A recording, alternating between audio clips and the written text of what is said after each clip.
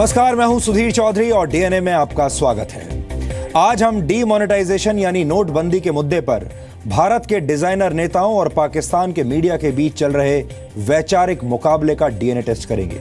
वैसे तो चाहे युद्ध का मैदान हो या क्रिकेट का मैदान, भारत हमेशा पाकिस्तान को हराता आया है, लेकिन नोटों के मामले में पाकिस्तान के मीडिया ने भारत के डिजाइनर नेताओं और पत्रकारों को बुरी तरह हरा दिया है।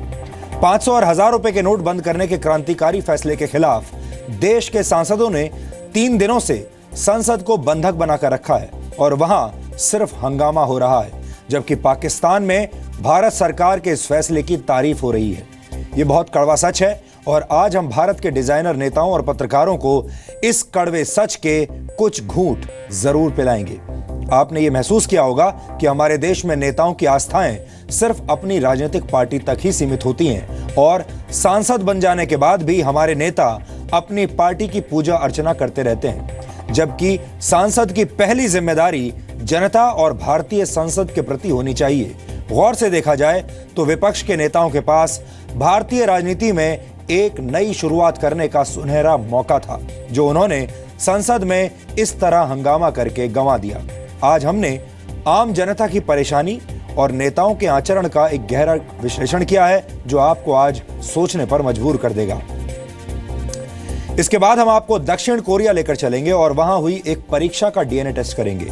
आपने भी अपने स्कूल और कॉलेज के दिनों में बहुत बड़ी और महत्वपूर्ण परीक्षाएं जरूर दी होंगी, लेकिन क्या परीक्षा के लिए लेट होने पर आपको किसी पुलिस वाले से लिफ्ट मिली है? क्या कभी किसी अनजान टैक्सी ड्राइवर ने आपको मुफ्त में परीक्षा केंद्र तक छोड़ा है? और क्या आपके शहर में परीक्षाओं के आयोजन को देखते हुए अतिरिक्त बसों और ट्रेन की स्पेशल व्यवस्था की गई है?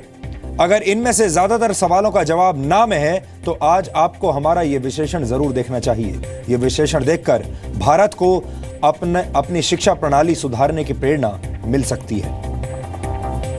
और आज हम 18 नवंबर 1962 की तारीख का एक ऐतिहासिक डीएनए टेस्ट करेंगे। वर्ष 1962 में आज ही के दिन चीन ने दक्षिण लद्दाख के रेजांग ला में भारत पर हमला कर दिया था और इसी के साथ ये तारीख भारतीय सेना के शौर्य का सबसे बड़ा प्रतीक बन गई थी।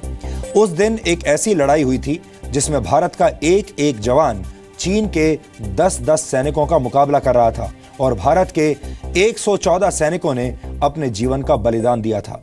आज इस बलिदान को याद करना बहुत जरूरी है, इसलिए रेजांग ला की लड़ाई पर हमने इस बार का फ्राइडे स्पेशल डीएनए टेस्ट तैयार किया है और यह विश्लेषण देखकर आपको पता चलेगा कि आज से 54 वर्ष पहले हमारे देश के वीर सैनिकों ने किस अदम्य साहस का परिचय दिया था। लेकिन आज का डीएनए टेस्ट शुरू करने से पहले देखते हैं आज की तमाम बड़ी खबरें नॉन स्टॉप न्यूज में। कल बैंक सिर्फ वरिष्ठ नागरिकों के पुराने नोटों की अदला बदली करेंगे। बैंकों ने वरिष्ठ नागरिकों को सेवा देने के लिए फैसला लिया है। सीनियर सिटीजन्स के लिए हम एक्सेप्शन जरूर रखेंगे। अगर कोई सीनियर सिटीजन आता है तो निश्चित तौर पे उसकी रिक्वेस्ट पे गौर किया जाएगा। साथ ही सरकार ने देश भर में 2500 पेट्रोल पंप से डेबिट कार्ड से कैश निकालने की सुविधा शुरू कर दी है। कि सारे पेट्रोल पंप्स में जहाँ पे SBI का पॉस लगा होगा, वहाँ पे हर पॉस से वो 2000 रुपये निकाल पाएंगे। केंद्र सरकार पुराने नोटों के एक्सचेंज पर भी जल्द बैन लगा सकती है। सूत्रों के मुताबिक सरकार के पास ऐसी रिपोर्ट्स हैं कि नोट एक्सचेंज की आड़ में भारी मात्रा में काला धन सफेद किया जा रहा है। इसलिए सरकार सिर्फ पुराने नोटों को सिर्फ बैंक में जमा करने तक सीमित करने पर विचार कर रही है।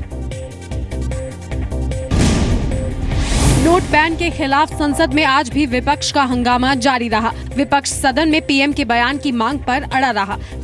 आपको चर्चा करना चाहते हैं मगर हल्ले गुल्ले में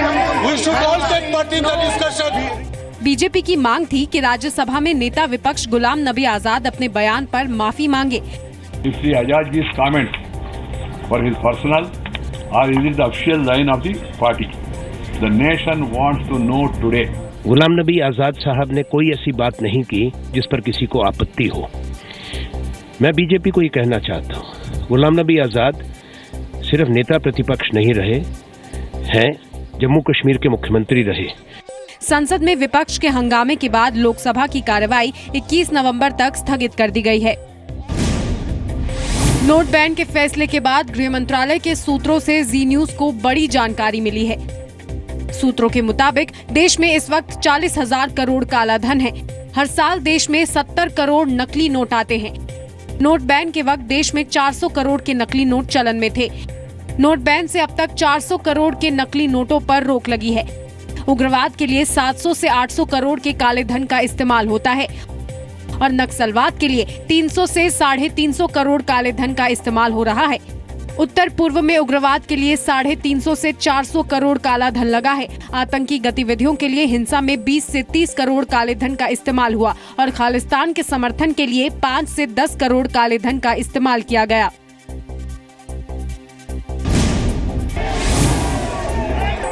नोट बैन पर आज दिल्ली में बीजेपी और कांग्रेस ने एक दूसरे के विरोध में प्रदर्शन किए। बीजेपी ने कांग्रेस मुख्यालय पर प्रदर्शन किया। बीजेपी की महिला कार्यकर्ताओं ने कांग्रेस नेता गुलाम नबी आजाद के खिलाफ नारे लगाए। गुलाम नबी आजाद ने जो एक अनैतिक बयान दिया है, सोनिया गांधी और राहुल गांधी खेद प्रकट करें, इस मांग को लेकर आए। गुलाम नबी आजाद को बर्खास्त करें। वहीं कांग्रेस ने भी नोट बैन के विरोध में दिल्ली में प्रदर्शन किया और बीजेपी से नोट बैन करने के फैसले पर माफी मांगने को कहा। और बीजेपी के सांसदों को और एमएलए को जो पैसे बदली करने से पहले ही बांटे गए, उसके विरोध में यूथ कांग्रेस का प्रदर्शन है। योग गुरु बाबा रामदेव ने आशंका जताई है कि नोट बैन जैसा कड़ा फैसला लेने की वजह से प्रधानमंत्री नरेंद्र मोदी की जान को खतरा हो सकता है। रामदेव ने कहा कि नोटों पर पाबंदी के फैसले के बाद पीएम मोदी आतंकियों और ड्रग माफियाओं के निशाने पर आ गए हैं। मोदी जी को पॉलिटिकल माफियाओं से, ड्रग माफियाओं से और त्रासवादी आतंकवादियों से बहुत बड़ा खतरा और उनकी जान को भी खतरा है और उन्होंने अपनी जान को जोखिम में डाल करके देश के हित में जो निर्णय लिया है, इसका हम सबको समर्थन करना चाहिए, सहयोग करना चाहिए। इसी महीने गोवा में पीएम मोदी ने भी ऐसी ही आशंका जताते हुए कहा था कि नोट बैन जैसा फैसला लेकर उन्होंने कई लोगों से लड़ाई मोल ले ली है। पीएम मोदी ने कहा था कि इस फैसले से नाराज लोग उन्हें जिंदा नहीं छोड़ेंगे। नोटबंदी के फैसले के समर्थन में आज दिल्ली के जंतर मंतर पर दिए जलाए गए और नारियल का प्रसाद चढ़ाया गया। दिए जलाने वाले दिल्ली के स्थानीय लोगों ने कहा कि वो केंद्र सरकार के फैसले से बेहद खुश हैं, क्योंकि सरकार का ये कदम गरीबों के हित में है। वहां मौजूद लोगों का कहना था कि दिए जलाने की प्रेरणा उन्हें जी न्यूज के कार्यक्रम डीएनए देखकर मिली। आप लोगों के चैनल देख के, जी न्यूज को देख के मुझे जागरूकता आई। चौधरी जी बोल रहे थे कि कोई विरोध करते हैं, मुझे बहुत अच्छा लगा। दिल्ली के सीएम अरविंद केजरीवाल के खिलाफ राज्यसभा सांसद डॉक्टर सुभाष चंद्रा के आपराधिक मानहानि के केस में आज 2 गवाहों के बयान दर्ज हुए। काले धन के मामले में केजरीवाल ने डॉक्टर सुभाष चंद्रा का नाम लिया था। जो गवाह थे इस मुकदमे से रिलेटेड, उन गवाहों ने अपनी गवाही करवा दी है और एक लिस्ट भी फाइल की गई कोर्ट में, जिसमें बताया गया कि अरविंद केजरीवाल जी पर डेफमेशन के करीब 16 मुकदमे चल रहे हैं। तो ये ऑफेंस बार बार रिपीट किया जा रहा है। गवाहों ने अपने बयान में कहा कि अरविंद केजरीवाल ने जानबूझकर बयान दिया था। Doctor Subhash Chandra note ban के पक्ष में हैं और सब जानते हैं कि केजरीवाल नोट बैन का विरोध कर रहे हैं। इसीलिए केजरीवाल ने डॉक्टर चंद्रा की इमेज खराब करने के लिए अपमान करने वाली भाषा का इस्तेमाल किया और उन पर आक्षेप लगाए। अरविंद केजरीवाल के खिलाफ अलग अलग अदालतों में कुल 17 मुकदमे चल रहे हैं। डॉक्टर सुभाष चंद्रा ने ट्वीट कर जानकारी दी। हमने सारे सबूत सौंप दिए हैं। इस मामले में बहस के लिए 9 दिसंबर की तारीख तय हुई है। समर्थन के लिए अपने शुभचिंतकों को धन्यवाद देता हूं। पाकिस्तान को आतंकी देश घोषित करने के लिए आज संसद में प्राइवेट मेंबर बिल पेश किया गया। ये प्रस्ताव राज्यसभा सांसद राजीव चंद्रशेखर ने रखा और मांग उठाई कि सरकार पाकिस्तान को आतंकी देश घोषित करने के साथ सभी समझौते रद्द करे। तो मैंने एक प्राइवेट मेंबर्स बिल इंट्रोड्यूस किया, रेजोल्यूशन भी इंट्रोड्यूस किया है और आज पार्लियामेंट में इंट्रोड्यूस हुआ है कि पाकिस्तान को एक टेरर स्टेट डिक्लेयर करें। राज्यसभा सांसद डॉक्टर सुभाष चंद्रा ने राजीव चंद्रशेखर को ये बिल पेश करने के लिए बधाई दी। डॉक्टर चंद्रा ने कहा कि वो पाकिस्तान को आतंकवादी देश घोषित करने की मांग का समर्थन करते हैं। भारतीय नौसेना ने पाकिस्तान के उस दावे को झूठा बताया है जिसमें कहा गया था कि पाकिस्तान की नौसेना ने उनके जल क्षेत्र में घुसी भारतीय पनडुब्बी को खदेड़कर भगाया था। पाकिस्तानी नौसेना ने दावा किया था कि भारतीय पनडुब्बी ने गलत इरादे से पाकिस्तानी इलाके में घुसने की कोशिश की थी। इसके लिए पाकिस्तान ने एक वीडियो भी जारी किया था। पाकिस्तान के इस दावे को सरासर झूठा करार देते हुए नौसेना ने कहा है कि ऐसी कोई घटना नहीं हुई और पाकिस्तान सिर्फ झूठ फैला रहा है।